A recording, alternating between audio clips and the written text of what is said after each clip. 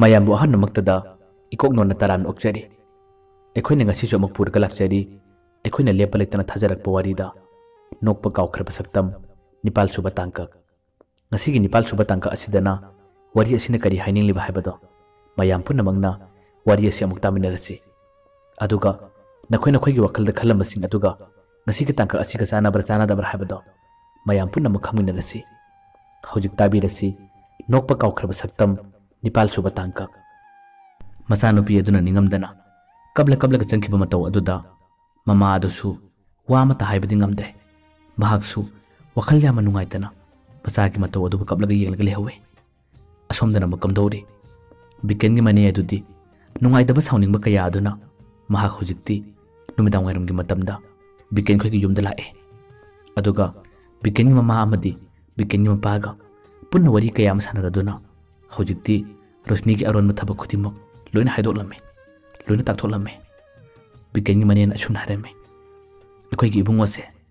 adugi nupi duga luhongba yaroi adugi nupi dudi oktaba nupi ni akhoi gi ibungo ga khangna na atopani pamag aron mari thalambane hojikti thodo asigi maramda aisu loina khangle magi mar mapang magi mamana bising loina khanglabane akhoi gi ibungo biken phawba khanglabane aduna nakhoina su khara hayo mangondagi henba atopa nupi kaya ama lairi makhoi gi mangna chawna luhonggadabane asiguma oktaba nupi asidi akhoi biken gi nupi oiba yaroi asumna pau kaya ama hairame hojikti biken mama amadi mapasu asumna pau kaya ama tanglakpadagi makhoisu nungaidaba sauningma kaya ama phawrame biken mama adudi thodo asiba thajaba ngamdabana asiba tasena ma achumbu oibra haduna hanjin biken mane aduda wa kaya ama hangi biken mane aduna su marik chumba wa kaya ado phajana haire mama ne bisingna mangonda hairakpa wa kaya ama amadi rosniga biken makhoidu unaba matamda biken ningma kaikhiba maki mamittagi mapita na kapkiba kaya ado loina chithadana tamme aduga kona thangda mane dun amaksu asum hare aina hairepse asum ngaktane tasengna mu thajadragana nachanupa biken hango asigumba oktaba nupi asidi ekhoi gi mi oibado aidi pamjade ibungo se yamna mak likhiba sunatte magi damakta manipur chaure nupi kaya ma thisi nupi kaya ma hainasi asigi mangda ekhoi chawna luhonggadabane aidi ngasidi pendaba nungaitaba kaya aduna mokhogi mamada su aina thina ngalambane mikup aduda biken mamana sumna khumlai iya ekhoi ni yamna phana khallaga ekhoi ni imo oiba pamjai haduna yamna luna tawrudi sidi ekhoi di soiredana o kaya da phatriba nupinone khangani mahangna sumna oktaba thabak tawrabanina ichana pana mangonda mateng kya ma pangkiba aina mabu nuksibagi damak mangonda posai kya ma pikibado loina handohangani mi usidrabadi usittabagi thabak tawba tabani magi wahaiduda mapaduna asumna khumlai ngaiko mingonda hekta adumna haigano nasanu pana mangonda pikibasing adudi nuksibagi pibani nangna mangonda piriba dusu nuksibagi pibani chawninga nungaite haduna mingonda adugumba wahai adu haigano hojik tholiba thodo ase karino kamdawbuno haibadu ekhoi muna khanasi nachanu pasu magi kada leiri mabu koktholaga magi apam pam thangba tabane wa marak thallaga mamaduna amuka asum hare ichanu pagi wa taba yaroi nachanu paga khangna na atopani paga ron mari thamba nupi asibu ekhoina kamdawna imo oiduno adusu chumna khakoina banattaba as ai ichinchina paningde ai yamna shawningi haduna mamaduna kana lawkhalai mapana makumlai nangna pana hairabasu aina adu yaba ngamloi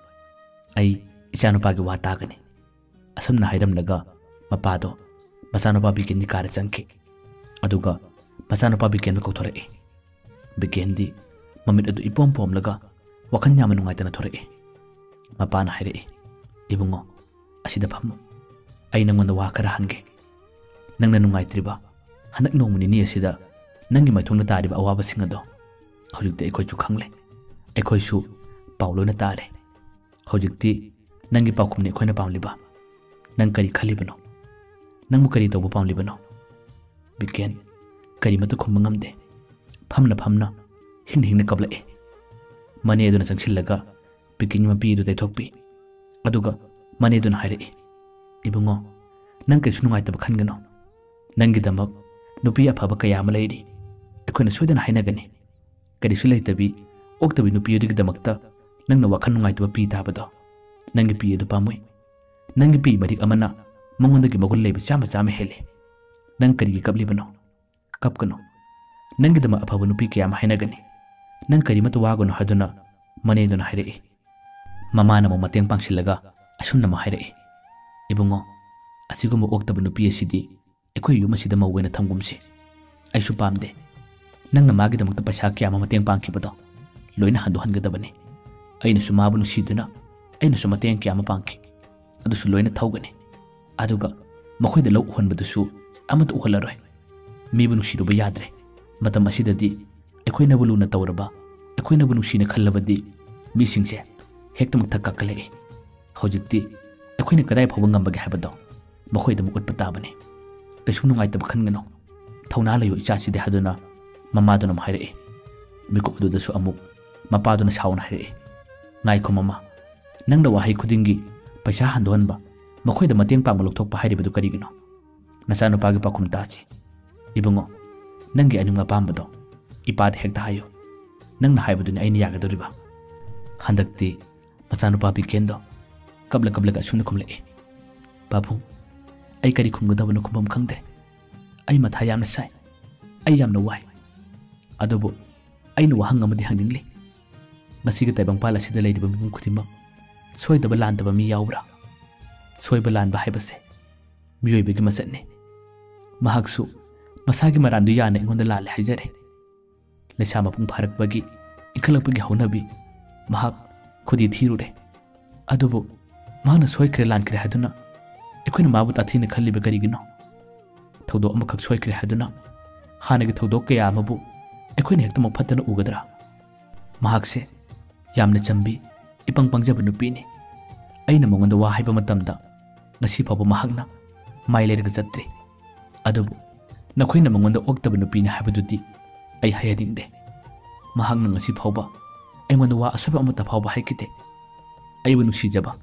aibu ninjaba namagi mathawne adobu inkhalapagi haunabi lambi khajiktang soikibane aidi maga jingnaba matamdadi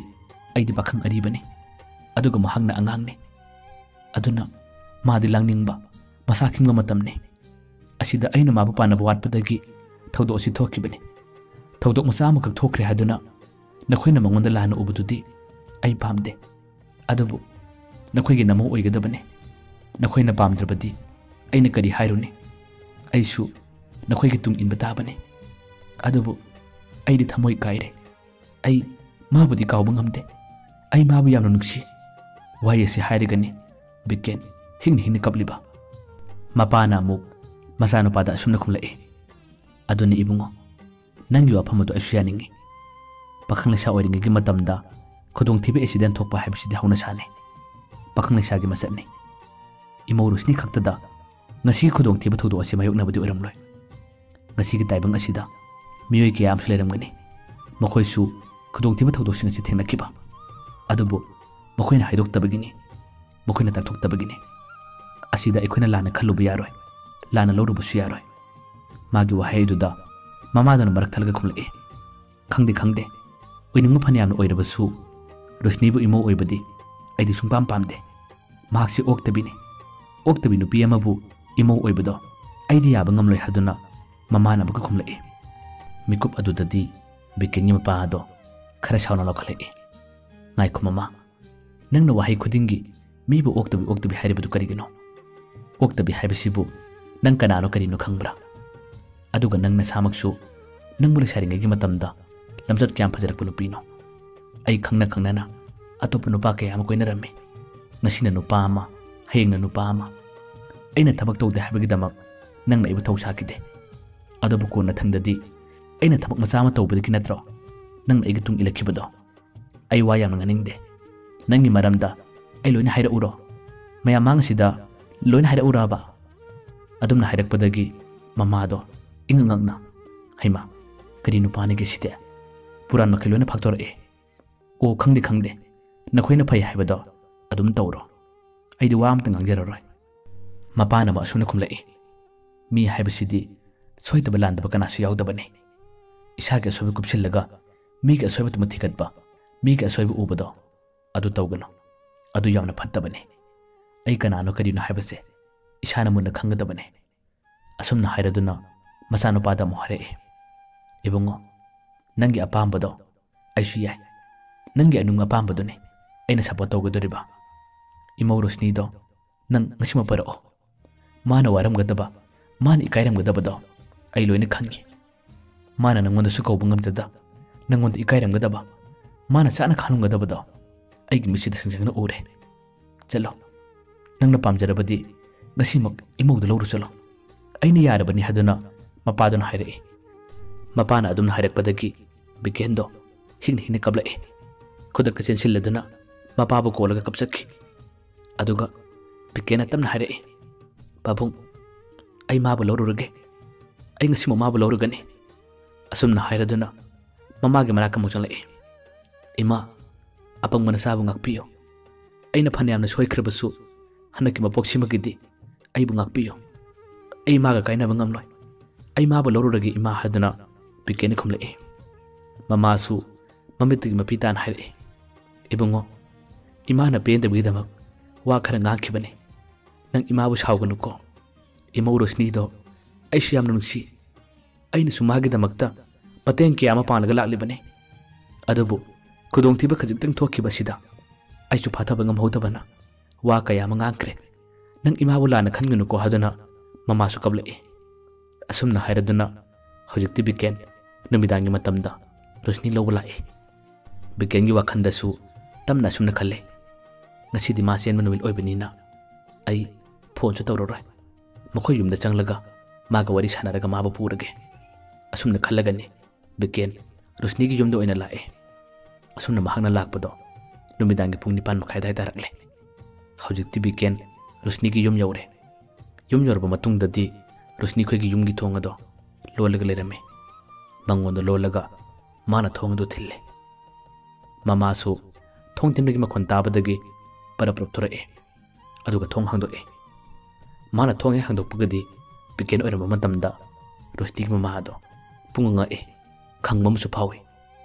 mama do gi wakal da khallibana bikin Rusni ba saiba lakpan haduna khankibane yamna pakhanna mama dona asumna hare ibungo karigino nangna thela kan la sibo bikena makhume ima ai chumna sum lakpane yamna themdina teda asumna haringa mi kupaduda mama na mangonda phamu haduna phamalle aduga mama do imung do paraprap chanki aduga rosni kara changladuna ibema nangi da bikendal haure manang mu ngangwa la ko male nang hojimak nupa duga pawphana rabana tra yamna thuna maning lomda kawraga nang chakro haduna mama dona hairame rosni su haduna ya haure aduga mama do parapar mapana thore makhoi ani mangonda phamlaga ngaitang wari saraga leiri rosni gi mapa adudi yumna chalaktri mama dona asumna hare ibungo aigi chanu pi sidi yamna pangjabane kaisum khangdabane mama na bising na thojen baduda masu tung khare ilure adubu hojikti thaudo ase mi ayama khangnarakle mana nangonda kai ki balan ki basing ado nangna kanana te khalaga ngakpiyo nangna sumabu sebirano aina sumabu phanayam na phurabane nganglabane adubu hojikti punama hawkhrebni khando nang mabu mutad ngakpiyo nang mongona sebirano nang mongona ngangbirano hadana mama na makutlo naraga biken haijare mikup adu da biken khumle kaino ima na tawri dubo khudong thiba thaudo haibsidi